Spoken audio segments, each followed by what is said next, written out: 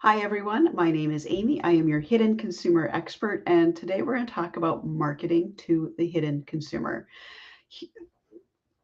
If you look at the videos over the past week, and a lot of what I talk about is how ingredients aren't what we think they are.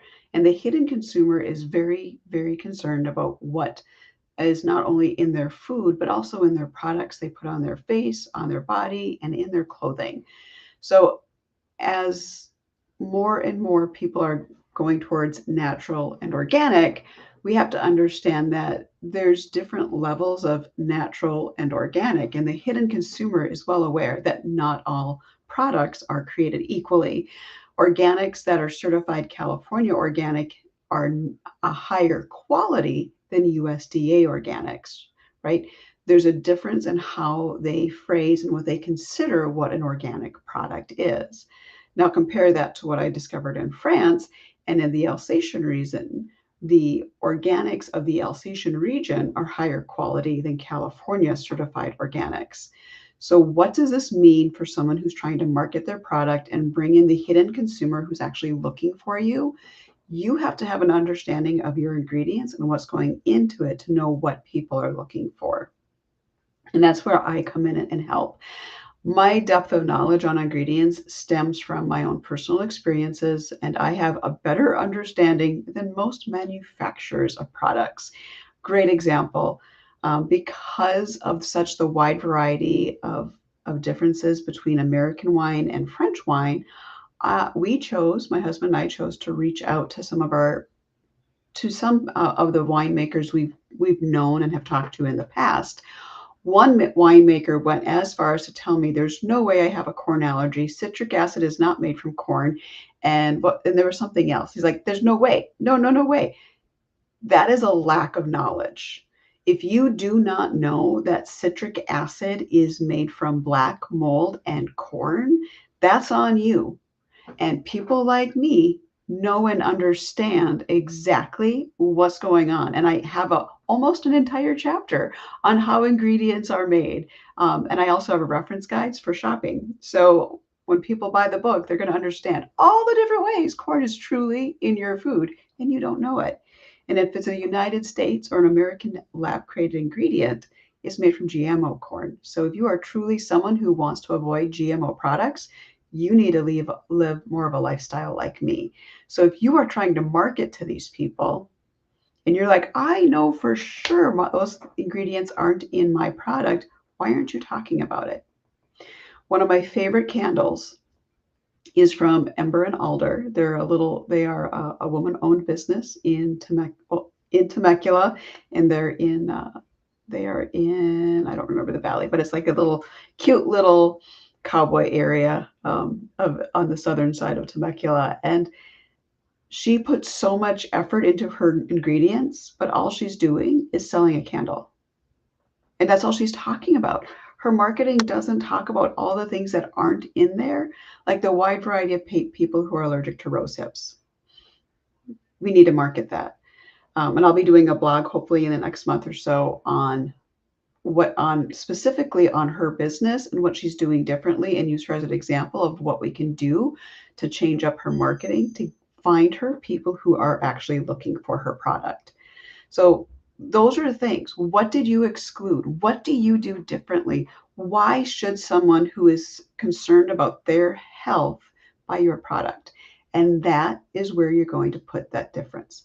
It doesn't work. I'm very focused, obviously, on food and wine and natural and organics, but the same system works across the board. I've been doing this system for 5 years. I'm just really putting in a focus where my passion is to make the biggest difference in the world. I've had people in some of my presentations that are in museums. You can do the same thing in a museum, right? What is that? What are the amazing artifacts you have in your building that are hidden gems that people should know about? That's what you want to market. And it's not just a one shot. Give it some legs, do a video on it, take that transcript, turn it into a blog, add a new intro and outro, and boom, now you've got a blog as well if you wanted to do that. Or you can make that into an actual post, make it go. That post could be over time. You could, break it out into a series. There are so many things you could do. And again, I have as a I'm a trained historian that did museum education for my internship at multiple museums. Just going to tell you, I have a huge passion there too, but I think we can make a better indent with the food industry. But the system works across the board. So no matter what you're in, the keys to start with are what do you do differently? What did you put so much effort and thought into to be different? And that's what you need to market your difference. And that's really the key to marketing to the hidden consumer, because what they're looking for are the things you did. You're just not talking about it. There's no reason why I lost makeup. I know there is someone out there who is making a truly clean makeup without all the lab created ingredients, but I can't find them because they're not talking about their ingredients in their marketing. And that's detrimental to their business, because there's many people that we're tired of buying what's in store. If we're tired of putting on makeup and our face is breaking out. I'm no makeup today, by the way. So, my system works for the most part. Um, but those are the keys. The number one key is, what do you do different? What is it that you do so differently that you needed, that you created this product that has a purpose, and now you need to really focus on that purpose, right? And that's what you talk about, and that's where you go. Now, if you're talking ingredients and materials and different things, there's a whole list of things that need to be done. It's not just your marketing, right? Marketing is going to bring those people in, and those people are going to have questions. Now, do you have customer service set up? If you're using chat to answer questions with your AI chat to answer questions through customer service, is the bot set up to fully understand and to answer those questions? Or are you just marketing it with no backup? And that's where I'm a certified business analyst. That's where I come in. I'm like, where do we connect all the dots so that you don't skip a beat? So your customer service is on target. They understand. Your marketing knows what's going on. The people in production know what's going on. Everybody has a full understanding of what it is you're trying to do. So it's a big, sorry, I had a migraine yesterday and I'm still dealing with some fogginess, but it's not working in a silo. That's what I'm trying to say. Everything is connected, right? No one thing works individually. If you think everything works in silos, there's going to be a lot of holes within your business. And my goal is to come in and not only help you market to find the hidden consumer, but plug in those holes that actually make everything work as one nice system.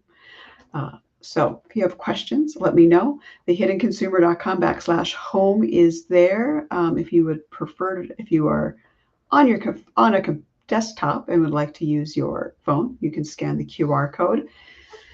I did update my events and press page, so you can now see, you can hear me talk about a few other things from the past, what I've done, some articles I've written for healthcentral.com, and go from there. So let me know if you have questions. Looking forward to hearing from you. And remember, the book is pre-orderable and ready by September 16th. So have a great day, and we will chat soon.